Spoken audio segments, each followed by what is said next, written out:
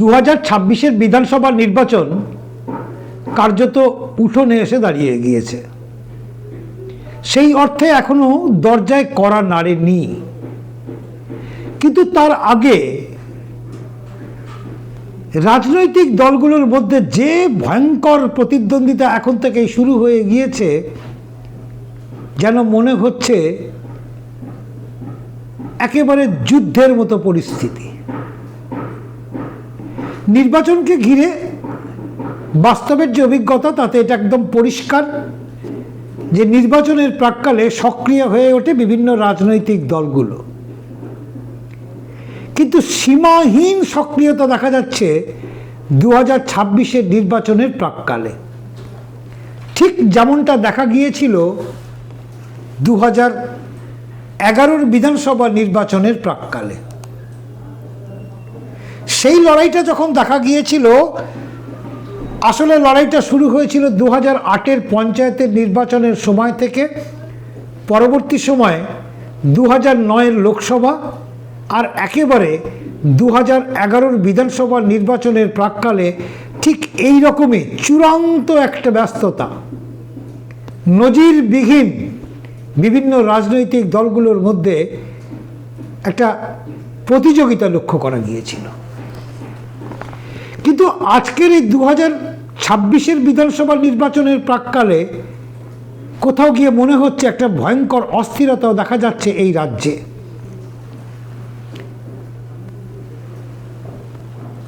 গত কয়েক বছর ধরে যদি আপনারা লক্ষ্য করে দেখেন, তাহলে আপনারা নিশ্চয়ই বুঝতে পারবেন যে 2026-এর বিধানসভা নির্বাচনের আগে যে যে ইস্যুগুলো রাজ্য সরকারকে বেকায়দায় ফেলছে, একেবারে কাদায় ফেলে দিয়েছে, সেগুলো উল্লেখযোগ্য বেশ কয়েকটা বিষয়। তার মধ্যে যেরকম আছে হাঁসখালির ঘটনা, আছে আরজি করের ঘটনা, আছে দুর্গাপুরের ঘটনা, আবার একই সঙ্গে আছে চাকরি হারাদের ঘটনা, শিক্ষকদের ঘটনা। একেবারে উত্তাল হয়ে গিয়েছে দার্জিলিং থেকে সুন্দরবন। আর এমন একটা সময় নির্বাচন হচ্ছে যখন এই নির্বাচনী বৈতরণী পার হতে মমতা বন্দ্যোপাধ্যায় তৃণমূল কংগ্রেসকে পর্যদস্ত হতে হচ্ছে। তাহলে তৃণমূল কংগ্রেস কি এর আগের যে বিধানসভা নির্বাচনগুলো হয়েছে তখন তারা এতটা বিপদে পড়েনি? পড়েছে। 2011-র বিধানসভা নির্বাচনটা তৃণমূল কংগ্রেসের কাছে ছিল কার্যত সরকার গড়ার নির্বাচন। একেবারে নির্দিষ্ট হয়ে গিয়েছিল, লিখন একদম স্পষ্ট হয়ে গিয়েছিল যে এই রাজ্য থেকে বামেরা যাচ্ছে এবং তৃণমূল কংগ্রেস এই রাজ্যের শাসনভার তাদের হাতে যাচ্ছে। ঠিক 2016-র বিধানসভা নির্বাচন, একাধিক অভিযোগ উঠল রাজ্য সরকারের বিভিন্ন মন্ত্রীদের বিরুদ্ধে, চিটফান্ড কেলেঙ্কারি। সেটা নিয়ে উত্তাল হয়েছিল এই পশ্চিম বাংলা, আমাদের এই বাংলা। কিন্তু তারপরও মমতা বন্দ্যোপাধ্যায় সেই নির্বাচনী বৈতরণী পার করে গিয়েছেন। তারপর 2021-এর বিধানসভা নির্বাচন, সেই নির্বাচনে একাধিক অভিযোগ উঠেছিল রাজ্য সরকারের বিরুদ্ধে। শুধু তাই নয়, 2016-এ অনেকে তৃণমূল কংগ্রেস থেকে ছেড়ে বিজেপিতে যাওয়ার চেষ্টা করলো, তারা তখন যেতে পারেননি বা যাননি বা সাহস করে যেতে পারেননি। কিন্তু 2021-এর বিধানসভা নির্বাচনের আগে তৃণমূল কংগ্রেসের বেশ কয়েকজন দ্বিতীয় সারির নেতা, প্রথম সারির নেতা মন্ত্রী, তারা দল ছেড়ে চলে গিয়েছিলেন বিজেপিতে। অনেকেই গেল রব তুলেছেন, কিন্তু তারপরও তৃণমূল কংগ্রেস ছিল তৃণমূল কংগ্রেসের জায়গাতেই। যে কারণে 2021-এর বিধানসভা নির্বাচন পার করতে খুব বেশি বেগ পেতে হয়নি তৃণমূল কংগ্রেসকে। কিন্তু একটা বড় অংশের মানুষ, বিভিন্ন রাজনৈতিক দল 2021-এর পরে পরবর্তী পর্যায়ে, 2021-এর বিধানসভা নির্বাচনের পরবর্তী পর্যায়ে ঘটে যাওয়া বেশ কিছু ঘটনাগুলোকে এক জায়গায় নিয়ে এসে একেবারে ঝাঁপিয়ে পড়েছেন তৃণমূল কংগ্রেসের বিরুদ্ধে। উল্লেখযোগ্য ঘটনা, সে বিষয়ে কোনো সন্দেহ নেই। আরজিকরের মতো ঘটনা, যে ঘটনায় সারা পশ্চিম বাংলার মানুষ, একটা বড় অংশের মানুষ তারা রাত জেগেছেন।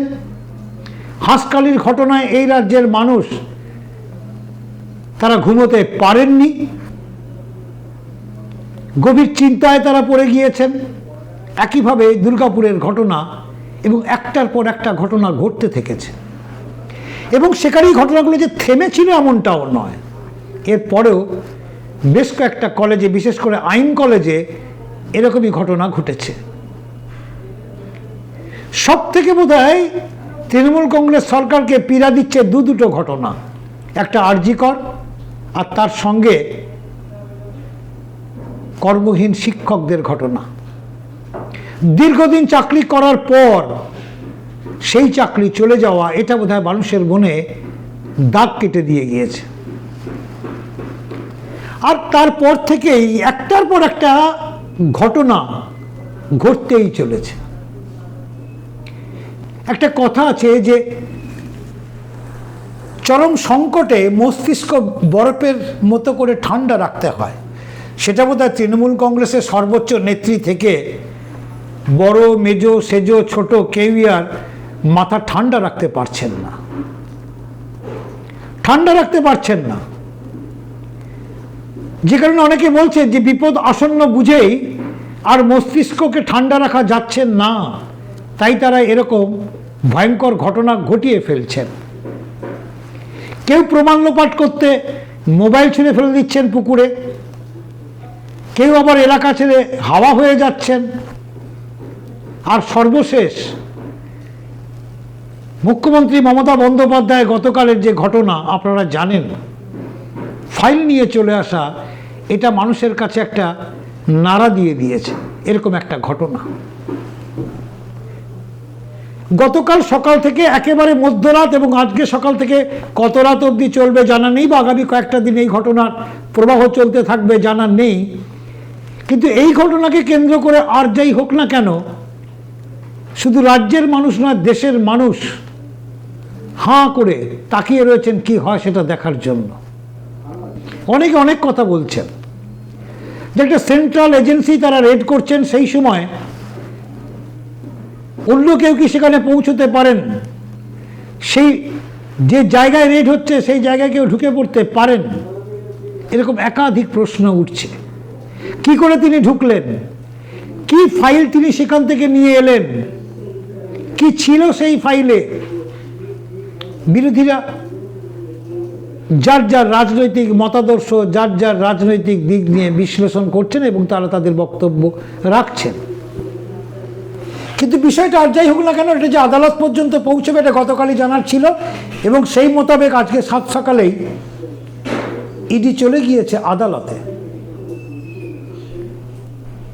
আদালতের কি নির্দেশ, আদালতের কি সিদ্ধান্ত, সেটা কিছুক্ষণ পর জানা যাবে। কিন্তু যাই ঘটনা ঘটে থাকুক না কেন, এই রাজ্যের একটা মানুষের অংশ মনে করছেন বা তাদের মনে পড়ছে ঠিক 2019-এ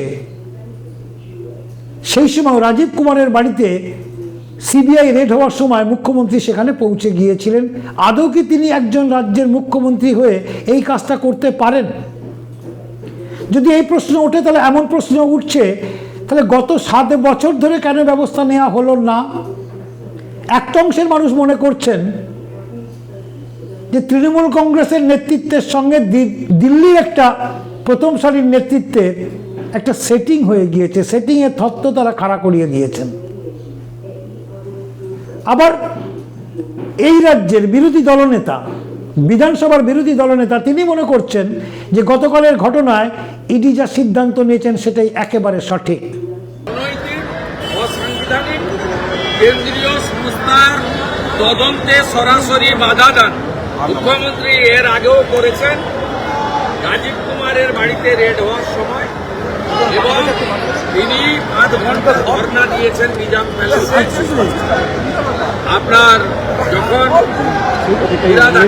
বেশ কয়েকজনকে গ্রেপ্তার করেছে। এরা মুখ্যমন্ত্রীর অভ্যাসের মধ্যে পড়ে। রাজ্য সাংবিধানিক অধিকার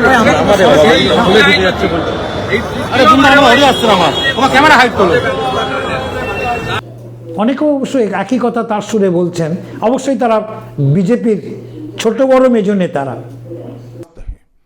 क्या कोई राज्य सरकार ऐसी हो सकती है जो घुसपैठियों की पनाहगाह अपने राज्य को बना दे? राष्ट्रीय सुरक्षा पर एक कितना बड़ा खतरा है, इसका जवाब बंगाल की मुख्यमंत्री ने बंगाल के चुनाव में दे। घुसपैठ रोकने के लिए उनके पास क्या योजना है? आर्टिकल 370 हटता है, वो विरोध करती है। सीएए लाकर बंगाल के शरणार्थियों को नागरिकता देने का हम कार्यक्रम करते हैं, वो विरोध करती हैं। और वो ठीकरा फोड़ते हैं कि बीएसएफ है, वो रोक नहीं रही है। ममता जी, मैं आज आपको इस सार्वजनिक प्रेस वार्ता में पूछना चाहता हूं कि कौन सरकार है, कौन सी सरकार है बांग्लादेश की पूरी सीमा पर जो वाड़बंदी करने के लिए, बॉर्डर पर फेंसिंग करने के लिए जमीन नहीं देती है? अगर आप जवाब न दे पाए तो मैं ही देता हूं, आपकी ही सरकार है जो जमीन नहीं देती है, जिसके कारण फेंसिंग का काम समाप्त नहीं होता है। फिर অপরাধী দেখলে পরে তার বাঁচাতে ইচ্ছে করে, সে রাজীব কুমার হোক বা সেই ভবানীপুরের যারা গোষ্ঠীদ্বন্দ্ব করে মারামারি করেছিল তাদেরকে হোক, বা আজকের দিনে এই প্রতীক জেন হোক, লাউ কুমড়োর সাথে তার কোনো সম্পর্ক নেই। সিপি মানে রাজীব কুমারের সঙ্গে যে সময় ঘটনা ঘটে তিনি একটা সরকারি পদে ছিলেন, গুরুত্বপূর্ণ পদে ছিলেন, সিপি ছিলেন। প্রত্যেকজন একজন ব্যবসাদার। এই দুই আচরণকে মুখ্যমন্ত্রী আলাদা করছেন কোনভাবে? দেখুন, আমি রাজীব কুমারের ক্ষেত্রে আমি এটুকুই বলবো যে সেটাও অসাংবিধানিক ছিল। তাও একটা যুক্তি ছিল যে রাজীব কুমার তার টিমের অংশ, টিম মমতার অংশ, কারণ সরকারি টিমের অংশ। তা আমি এটা জানতে চাইছি আজকে তৃণমূল কংগ্রেসের কাছ থেকে, প্রতীক জেন কে? সেটা একজন বিজনেসম্যান। তো কালকে যদি কোনো বিজনেসম্যান কোনো অপরাধ করে, ধরুন এখানে নেউটিয়া গ্রুপ আছে, আরো বিভিন্ন পিএস গ্রুপ আছে, আরো অনেক গ্রুপ আছে, এখানে আধুনিক গ্রুপ আছে, অমুক গ্রুপ আছে, তমুক গ্রুপ আছে, সেঞ্চুরি গ্রুপ আছে। তো এদের এখানে যদি কালকে ইডি, একটি বেসরকারি কোম্পানিতে কোনোভাবে ইডি আসে বা কোনো সরকারি সংস্থা তদন্তের জন্য আসে, তাহলে মাননীয় মুখ্যমন্ত্রী কি প্রত্যেকের দৌড়বেন? এরকম প্রত্যেকের দৌড়বেন ঝাঁটা নিয়ে ইডি দ্বারা অভিযান করতে? তো ভারতবর্ষে তাহলে তো করাপশন কোনো ফ্রি হবে না। তারা বলছেন যে ইডি জাল বিছিয়ে রেখেছিলেন, সেই জালে মমতা বন্দ্যোপাধ্যায় পা দিয়ে দিয়েছেন, আর বোধহয় রক্ষে নেই। মমতা বন্দ্যোপাধ্যায় তো 2019-এর এই একই ঘটনা ঘটিয়েছিলেন। তখন কিন্তু ফাইল চুরির ঘটনা না থাকলেও রাজীব কুমারকে আটকাতে তিনি প্রথম সারিতে দাঁড়িয়ে গিয়েছিলেন। তাহলে গত 7 বছরে মানুষ কি দেখল? ঘটনার প্রবাহ কিভাবে চলেছে? আর একই ঘটনার পুনরাবৃত্তি হয়েছে গতকাল। পশ্চিমবাংলার একটা অংশের মানুষ মনে করছেন, বা তাদের মনে করাটা অনেক ক্ষেত্রে তারা মনে করছেন এটা অস্বাভাবিক নয়, যে এইরকম একটা ঘটনার পরে ইডি আর সিবিআই একেবারে চুপ হয়ে রয়ে গেল। বিভিন্ন সংবাদ মাধ্যমে তারা এক একটা রাজনৈতিক দলের প্রতিনিধি তারা নিজেদের মতো করে তাদের বক্তব্য রেখেছেন। আবার কোথাও গিয়ে হতাশ হয়ে পড়ছেন বিজেপির কর্মীরা। তারা মনে করছেন যদি এমন ঘটনা ঘটে থাকে এবং তার জন্য যদি কোনো বড় পদক্ষেপ দেখা না যায়, তাহলে আগামী নির্বাচনে বিজেপিকে চরম বিপদের মধ্যে পড়তে হবে। কারণ এই সেটিংয়ের তত্ত্ব কিন্তু ইতিমধ্যেই একেবারে গ্রাসরুট লেভেলে পৌঁছে গিয়েছে। তাদের মনে একটা ধারণা জন্ম নিতে শুরু করে দিয়েছে। ধারণাটা যে একেবারে ছিল না তা না, ছিল, কিন্তু কোথাও গিয়ে বোধহয় সেটা একটু আড়ালে ছিল, পর্দার আবডালে ছিল। কিন্তু এটা এখন প্রকাশ্যে এসে গিয়েছে। এখন সেটিং আছে কি নেই সেটা পরের বিষয়, সেটা রাজনৈতিক বিষয়। এটা যেরকম আর 5টা দল তারা বিজেপি এবং তৃণমূলের মধ্যে একটা সেটিংয়ের তত্ত্ব খাড়া করতে চাইছেন, সেটা তাদের মতো করে তারা পর্যালোচনা করছেন, বিশ্লেষণ করছেন। কিন্তু গতকালের যে ঘটনা ঘটল, কোটি কোটি মানুষ যারা গতকালের ঘটনার লাইভ ছবি যারা দেখলেন, তারা এটা ভাবছেন এই রাজ্যে এই ঘটনা ঘটে। আবার একইভাবে ইডি সিবিআই বিরুদ্ধেও ব্যবস্থা নেওয়ার জন্য আরও একটা রাস্তা ইতিমধ্যেই তৈরি হয়ে গিয়েছে। সব মিলিয়ে পরিষ্কার যে 2026-এর বিধানসভা নির্বাচনে বিনা যুদ্ধে নাহি দেব সূচাগ্র মেদিনী।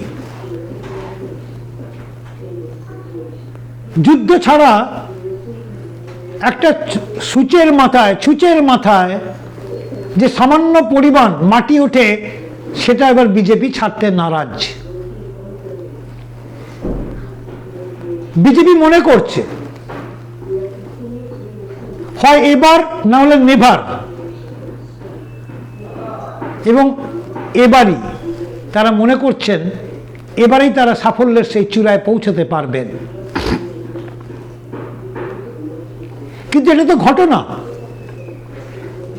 যে 2021-এর বিধানসভা নির্বাচন 2024-এর বিধানসভা নির্বাচনের পরে প্রত্যেকে ভাবতে শুরু করেছিলেন, ট্রেনে, বাসে, চায়ের দোকানের, পথে ঘাটে সর্বত্রই একটা আলোচনা চলছে যে এই রাজ্যের পুনর্বায় ক্ষমতা এলো কি করে তৃণমূল কংগ্রেস। আবার এসআইআর হওয়ার পরে অনেকে মনে করছেন যে এর মধ্যে একটা বড় অংশের ভোটার সেগুলো জাল ছিল, দুধে জল নয় জলে দুধ মেশানো হয়েছিল, এবং এতে আর একটা উৎফুল্ল হয়েছিলেন এই বাংলার মানুষদের একটা বড় অংশ, বা বলতে পারেন বিজেপির বা বিরোধী দলগুলো, যে দুধ থেকে জলকে আলাদা করা গেছে। তাহলে 2026-এর যে বিধানসভা নির্বাচন হবে, সেই নির্বাচনে তৃণমূলের ভরাডুবি আসন্ন, কারণ একটা বড় অংশের ভোটারের নাম সেখানে বাদ চলে গিয়েছে। এখনো এসআইআর কাজ চলছে, সম্পূর্ণ হয়নি। সম্পূর্ণ তালিকা বেরোবার ঠিক প্রাককালে জানা যাবে যে ঠিক এই রাজ্যের ভোটার লিস্ট থেকে কত নাম বাদ গেল। ইতিমধ্যে বিভিন্ন জেলায় জেলায় বস্তা বস্তা এপিক কার্ড পাওয়া যাচ্ছে, বিভিন্ন বস্তি সেগুলো ফাঁকা হয়ে গিয়েছে, ভিন দেশের বাসিন্দা থাকা সেই বস্তিগুলো ফাঁকা হয়ে গিয়েছে, উজাড় হয়ে গিয়েছে। আর এইসব দেখেই ভরসায় বুক বাঁধছে বিজেপি। কিন্তু দিনের শেষে কাদের মুখের হাসি চওড়া হবে সেটা নির্বাচনের ফল ঘোষণার দিনই বোঝা যাবে। আজ এই পর্যন্তই, আবারও দেখা হবে আপনাদের সামনে। নির্বাচন যত এগোবে এই রাজ্যের রাজনৈতিক পরিস্থিতি, এই রাজ্যের সার্বিক পরিস্থিতির যে অবনতি হবে সে বিষয়ে কোনো সন্দেহ নেই। কারণ যেভাবে রাজনৈতিক প্রেক্ষাপট এই মুহূর্তে পশ্চিমবাংলায় তৈরি হয়ে গিয়েছে, প্রত্যেক দিন কোনো না কোনো জেলায় অশান্তির ছোট বড় ঘটনা ঘটছে। আর নির্বাচন যত বেশি করে এগিয়ে আসবে, তত দলাদলি, মারামারির এই ধরনের ঘটনাগুলো ঘটতে থাকবে। যে কারণে 2026-এর বিধানসভা নির্বাচনের ঠিক আগে এই কয়েকটা মাস এই পশ্চিমবাংলার মানুষের কাছে অনেকটা আশঙ্কাও থাকবে। আজ এই পর্যন্তই। আপনারা অনেক অনেক ভালো থাকবেন, সুস্থ থাকবেন। আপনি কি জটিল কিছু সমস্যায় ভুগছেন? সমাধান পেতে চান? যোগাযোগ করুন প্রখ্যাত জ্যোতিষ ও তান্ত্রিক মনসারাম ভট্টাচার্যের কন্যা মনসা কন্যার সাথে। প্রখ্যাত জ্যোতিষ ও তান্ত্রিক মনসা কন্যা হাওড়া জানবাড়ি ও হাতিবাগানের নিজস্ব মন্দিরেও বসেন। যোগাযোগ 9830106967 আর 9239655323।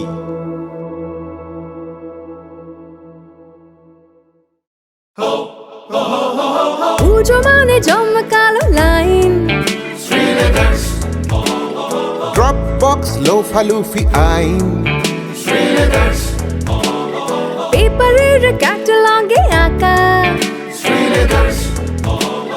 বাঙালির ইমোশনে মাখা। এ ভরসা কি উপায়, জার্নি পায়ে পায় পৌঁছে দেবে ঠিক ডেস্টিনেশন। বিশ্বমান শ্রীলেদার্স খাঁটি দাম শ্রীলেদার্স শ্রী লেদার্স, হাওড়া ময়দান।